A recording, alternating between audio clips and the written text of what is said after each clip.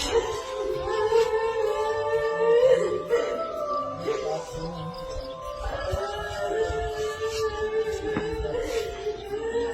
दोस्तों, मैं हूं किशोर कुमार और आप देख रहे हैं मीडिया 4x4।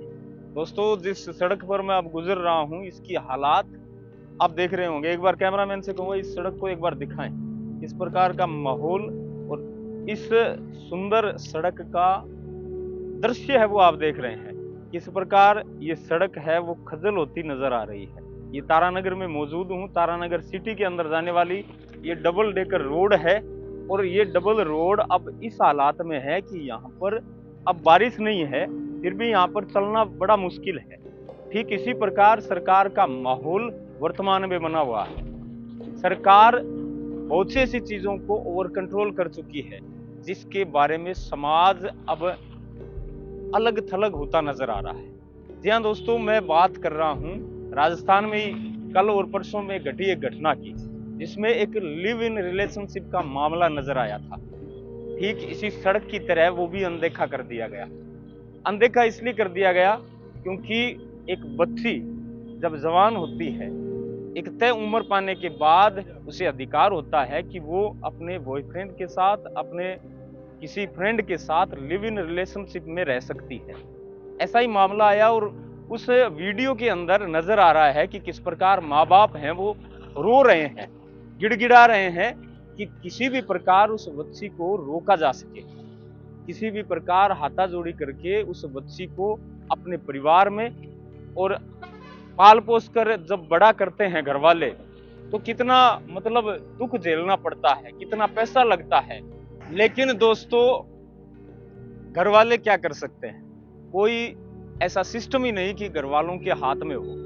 सरकार ने और माननीय हाई कोर्ट ने ऐसा कानून बना दिया कि जब एक उम्र के बाद बच्चा और बच्ची चाहें तो वो लिव इन रिलेशनशिप में रह सकते हैं और सरकार है साथ देती है, पुलिस महकमा है वो उनको सुरक्षा देता है।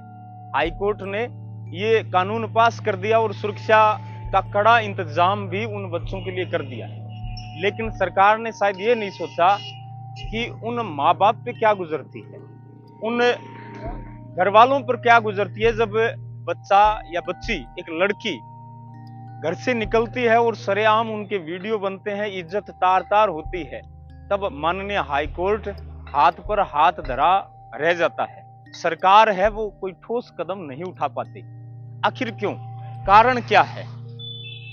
लेकिन दोस्तों, अब समाज में एक बात और निकल कर आ रही है कि जिस तरह से ऑनलाइन टीचिंग का जो सिस्टम बढ़ा है, ऑनलाइन बच्चे पढ़ रहे हैं, तो उन ऑनलाइन टीचरों ने एक ऐसा माहौल क्रिएट कर दिया है, ज्ञान ऐसा बांटते हैं कि उन बच्चियों को सिर्फ और सिर्फ वही ज्ञान है वो सही नजर आता है। एक ऑनलाइन क्लासरूम के अंदर आपके बच्चे और बच्चियां क्या सीखते हैं? एक शिक्षा के साथ साथ, एजुकेशन के साथ साथ बच्चे और बच्चियां उन मोटिवेशन को भी ग्रहण करते हैं जो शिक्षक देते हैं। तो मोटिवेशन में वो शिक्षक बताते हैं कि माननीय हाई कोर्ट ने एक ऐसा कानून बनाया कि आप अपने बॉयफ्रेंड के साथ रह सकते हैं। तो बस उस चीज को वो धारण कर लेते हैं, अपने दिमाग में बिठा लेते हैं, क्योंकि उन्हें लगने लगता है, क्योंकि उनमें मेच्योरिटी नहीं होती।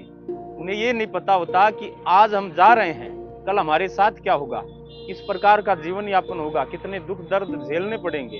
एक लिव इन रिलेशनशिप में रहने से ही कुछ नहीं होता, एक प्यार प्रेम में रहने से ही घर बार नहीं चलता है, ना जिंदगियां गुजरती है। लिव इन रिलेशन इसलिए बनाया गया था कि एक उम्र के बाद, मैच्योरिटी आने के बाद यदि आप चाहें तो अपने बॉयफ्रेंड या गर्लफ्रेंड के साथ आप रह सकते हैं। लेकिन वो बच्चे और बच्चियां अब भाग कर जा रहे हैं, रिलेशनशिप में रहने की कोशिश कर रहे हैं। सरकार से एक एप्लीकेशन देने के बाद आप लिव इन रिलेशनशिप में आराम से रह सकते हैं कि भाई अब हमें कोई छेड़ नहीं सकता, पुलिस महकमा है वो हमें पूरी सुरक्षा देगा।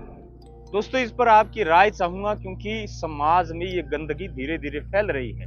माननीय हाई कोर्ट नहीं जानता होगा, न सरकार जानती होगी कि समाज में किस प्रकार उन माता पिताओं की इज्जत का बखेरा होता है। बिल्कुल नहीं जानती, क्योंकि उन्हें लगता है कि जिस प्रकार की हम सुरक्षा देंगे, समाज में हमारी जो इज्जत है वो बढ़ेगी। इसमें सरकार की किसी भी प्रकार की इज्जत नहीं बढ़ने वाली। इसमें सरकार का घटियापन नजर आता है और एक समाज की इज्जत को तार तार करने की सरकार है वो कोशिश कर रही है। मैं ये भी चाहूंगा कि इस वीडियो के माध्यम से आप शेयर करिए। सरकार से उम्मीद करता हूं कि इस कानून को किसी भी प्रकार से तोड़ मरोड़ करके दोबारा उन पक्षों में भी रखा जाए ताकि एक समाज और एक माता पिता की इज्जत को कोई आंच न आए। एक माँ बाप से भी पूछा जाए कि मेरी बच्ची कहीं जाए तो उसमें मेरी सहमति होना जरूरी हो, वरना वो दिन दूर नहीं जब ये छोटे छोटे शहर उन चीजों के शिकार होते नजर आएंगे जो आज एक महानगरों में हो रहे हैं, दिल्ली मुंबई जैसे बड़े शहरों में होते हैं। उम्मीद करता हूं कि आज की जानकारी आपको बेहद पसंद आई होगी। आज के लिए बस इतना ही, कल फिर मिलेंगे एक बेहतर और शानदार न्यूज के साथ। बहुत बहुत धन्यवाद। जय हिंद, राम राम।